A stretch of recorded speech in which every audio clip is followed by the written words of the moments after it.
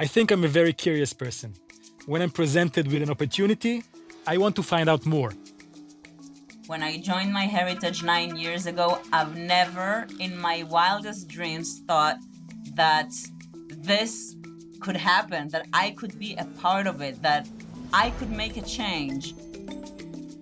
You find yourself in the middle of the night. You are sitting in a tiny wooden canoe on a river crawling with crocodiles, and you are actually hunting for crocodiles. And then it hits you. What am I doing here?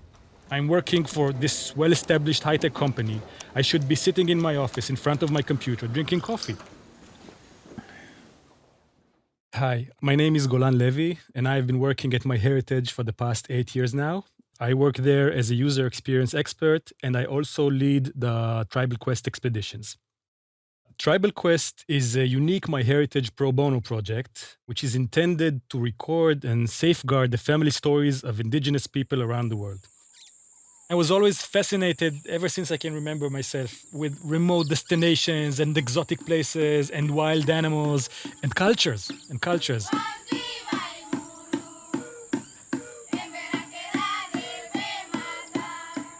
So this seemed like the perfect fit. I mean, I can't believe that it happened. I really can't believe it. I first came up with the idea of Tribal Quest since at a certain stage in my life, I worked with an Australian artist who was building huge environmental sculptures in various locations around the world. The thing all of them had in common was the fact that they always involved working with local, mostly indigenous populations. So I got to meet a lot of people from up close and was exposed to countless fascinating personal stories. Stories that were passed down from one generation to another, word of mouth, but ones that have no chance of surviving over the years for the simplest reason that they are actually not being documented. Every single time we're about to launch a new expedition, we send a call out to the entire employees of MyHeritage, asking them to apply if they feel up to the challenge. My name is Nitai Elboim, and I am the country manager for MyHeritage in Israel. And I was lucky enough to be a member of the Tribal Quest delegation to the Amazon rainforest in 2019. As a global leader in family history, we believe that every story counts. Across a diverse range of cultures and backgrounds, our lives and family traditions are shaped by the generation that came before us. And we all have much to learn from our ancestors. This is what we think here at MyHeritage.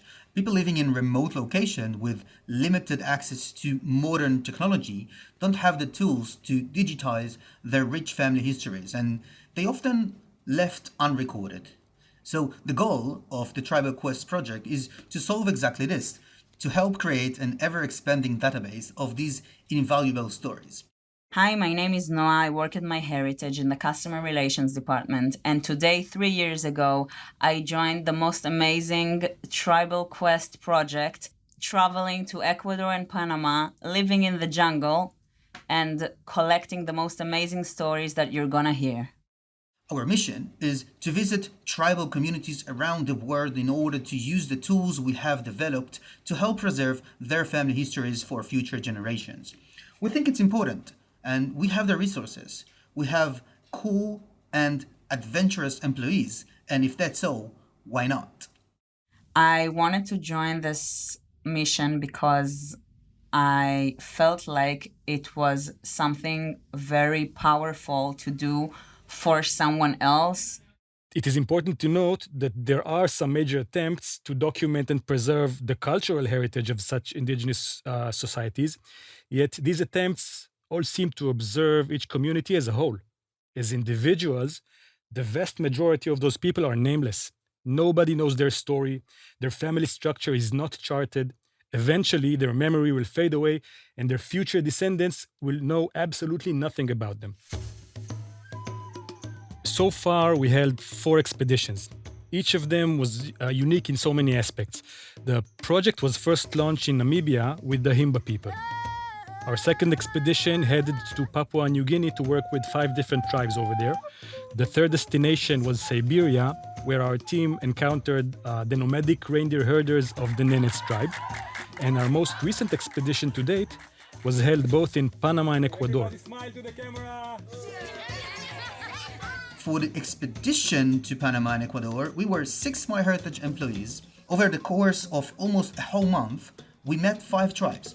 4 within Panama, the Embera, the Nobe, the Nassau, and the Gunayala, and the 5th one, the Achuar, located right in the heart of the Amazon jungle in Ecuador. Before we go on each expedition, we have this fine balance that we're looking for. On the one hand, we want to know as much as possible about the culture, about the traditions, about what we should expect basically when we get there, mainly because we want to respect the conventions and the customs, and we want to be very careful about what we are allowed to do and what we are not allowed to do. But on the other hand, it's very important for me to emphasize we come for the people. As we arrived at some of the villages, the people were waiting for us in their traditional costumes and greeted us with dances accompanied by musical instruments, some of them quite unusual, like, for example, a turtle shell that they used as a drum.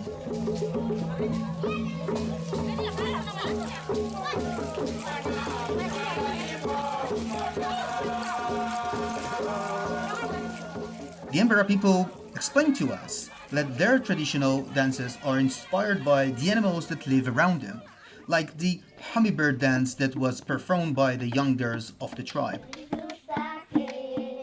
An absolute highlight of these trips, if you can refer to it as a highlight, was the food. This is really where we drew the line separating the brave souls from the rest. The unique culinary offerings from the local cuisines included crocodile meat, fried sago grubs, reindeer blood, and chicha, which is this squashy liquid made of yucca by the Achuar women and fermented by their spit. So let's just say that if you're looking to lose some weight, I recommend applying for the next expedition. We stayed and slept in an open wooden hut. There were no walls, which means one thing: countless insects all the time. Locals are clearly used to coping with bugs and were not bothered by them, but for us, pampered high-tech employees, it was quite an adjustment. One night, we needed to split the team and sleep in 2 different places. The first room was a small cubicle that only had space for 1 mattress, and we somehow managed to squeeze 3 people in there.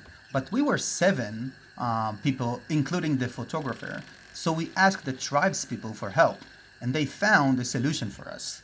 A cabin without walls, and when you enter it, you see in front of your eyes a stuffed cougar with a bell attached to its tail. And I remember myself, kind of thinking, am I supposed to pull her by the tail in order to tell the receptionist that we arrived, or what? And, if this wasn't enough, a quick check revealed that the mattresses were not only made of stale and crumbling foam, they were also full of fleas that eagerly awaited us.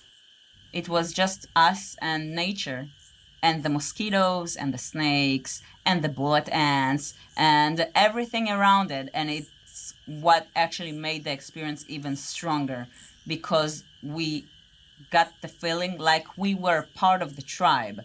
We lived with them, we ate with them. They welcomed us to their houses. We saw how they live, and they gave us a glimpse of their family history. And they were kind enough to share it with us, their personal stories.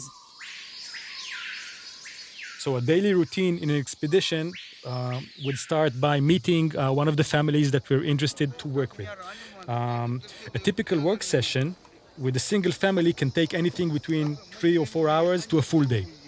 At first, we try to identify the key characters of the family, those who seem to be most knowledgeable about the family histories and meaningful events, but are also outgoing and expressive enough to communicate with us. In most cases, by the way, it meant that we would be talking to the elders.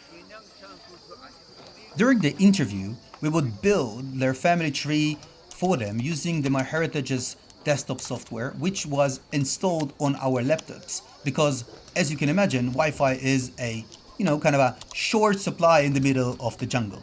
And of course, we would also take profile pictures of each of the residents so that later When we completed their family trees, we could match the faces to their profiles on the tree. When we were working on building the family trees, we discovered there are so many obstacles that we simply didn't expect. One of them, for example, was with the Himba people. Out of respect for the dead, it is forbidden for them to pronounce aloud the explicit names of any of their direct ancestors. When trying to build a family tree, obviously, this is a bit of a problem. At first, we encountered a wall of silence, and we were clueless as to how to overcome this specific obstacle. But then one of the tribe members came up with this creative idea. Maybe the descendants are not allowed to speak these names out loud, but there is no reason why others couldn't do so. So from that point forward, we always made sure that relatives who are not direct descendants of the people we ask about will attend the conversation as well in order for them to fill in those missing details. In parallel to working with the FTB during the stage of building the family tree, we also developed some very basic yet effective techniques to sort and organize the information. For instance, we discovered that charting the family diagram on top of a whiteboard together with the people we talk to is a highly efficient way to get them engaged, promote collaboration, and untangle family relation complexities. One example is the unusual social pattern we encountered in Papua New Guinea involving adoption. When we first started building trees there, we got very confused because a lot of the children supposedly had more than one pair of parents, and this obviously created a lot of conflicts in the tree structure. But then we were told that in some tribes, it is very common to adopt children for a wide range of reasons. A younger sister who got married and gave birth before her older sister had a child must give her sister the child to adopt. Or if by tragic misfortune, some of a man's children died at a young age, he has to give the remaining children to another family member to adopt as a protection measure from any curse that might surround them. So going back to the whiteboard, many times it took a tedious and frustrating effort to actually understand the nature of relationships and map out biological connections as opposed to others. And it was only possible through a process of trial and error by sketching and discussing and erasing and over again until we got it right. One of the things that are most important to the Achuar is their spiritual life. They truly believe they can communicate with the spirit of the forest, which they call Arutam. This communication takes place in the form of dreams, visions, or revelation, but can only take place under the supervision and the guidance of a shaman. Therefore, shamans are considered to have a lot of power and influence, and they have the ability, according to the Achuar belief, to heal on the one hand, but to curse and perform witchcraft and hurt people on the other.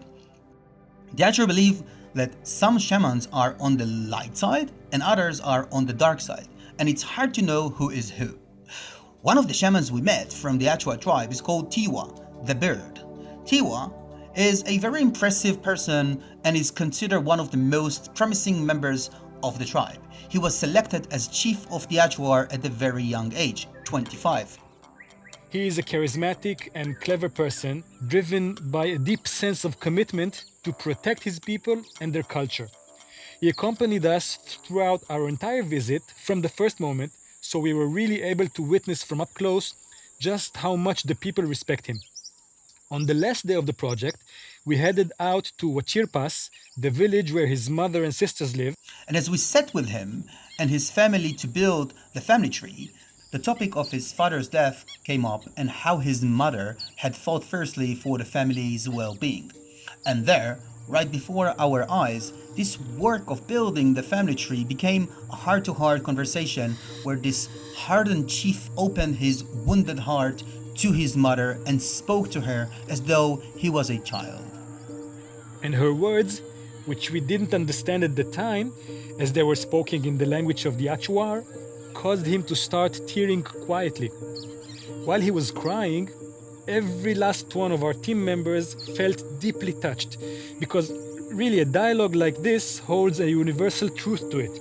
And when a mother and a son talk to one another that way, you don't need any translation to understand what they're saying. This is what Tiwa told his mother, as we later learned. You are like a giant home to me. You always accept me with open arms and big heart. All the places father was supposed to take me, you took me instead. You give me the power father had. I don't know what I will do on the day you are no longer with me. When I'm far from home, I feel very, very lonely. And his mother replied this way. She said, no matter how far away we will be from one another, I will always protect you. You are like a treasure for me. I ask you not to lose the spirit of your father, which will always reside inside of you. And then they hugged one another for a brief moment in a very restricted manner. But only if you understand that the Achuar are not people who express feelings out in the open or initiate intimate physical contact in public, then you realize that this brief moment couldn't actually be any more meaningful and significant. And in that moment, I knew that not only had the project succeeded, it had also given me and my teammates a chance to connect to the deepest emotion that the word family evokes. At the time, my father was fighting cancer, and he started talking about his father, and immediately I reflected back to my father back home, and I couldn't control myself. I started crying like a baby. And sadly, my father died a few weeks later after we come back from the expedition. But somehow in my mind, those events merged together. So whenever I think about Tiwa, I also think about my own father.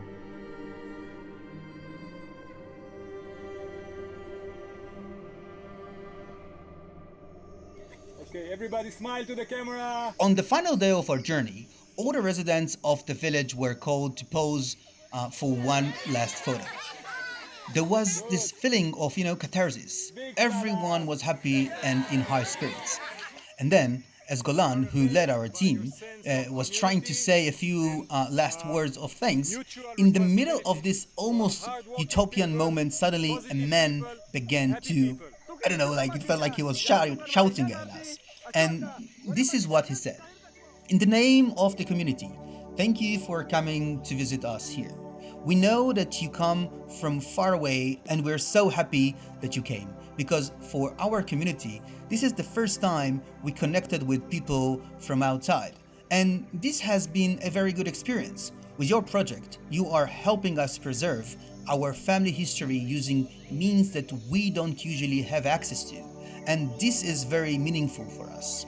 For us, the natives of this land, it's usually quite difficult to connect, and therefore we would love for you to come back here again. We want to ask you to speak with the people where you come from and tell them that we really live here. You can fly on big planes above us, and when you look down, you see only thick forest, but when you land and touch the earth, you will find our tribe, our culture, our language. I think that while on the everyday basis we help people via email with their family history, we all share the same basis. The content is different, but the base is the same. And what I mean by that is that each family has that unique story. Depends where you grew up, the stories would change. I think we all carry memories and emotions from the past that are connected to our ancestors. We all develop expectation and worries about our descendants. Thanks to this project, the faces and the names of the people we met throughout the Tribal Quest project will exist forever.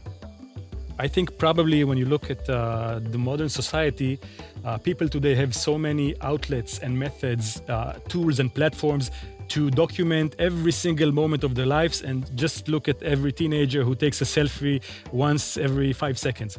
We have computers, we have social networks, we have cell phones, we have everything that can assist us in preserving every single essence or every single moment of our being.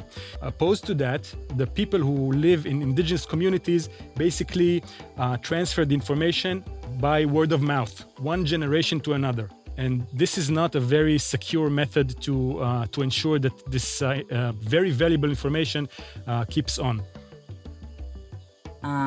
Some of those people in the tribes that we've met are not going to be as part of the tribe as they are today, because we are evolving as we are as humans.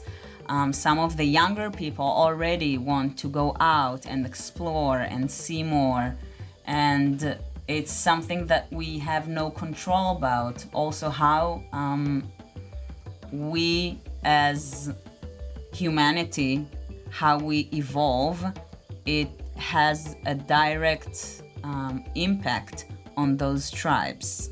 And it's very important to remember the family history of your own, of other people, of how people lived. It's possible that in a few years from now, no one would know how that happened or how it evolved. So I think preserving history is one of the most important things we can do as a community.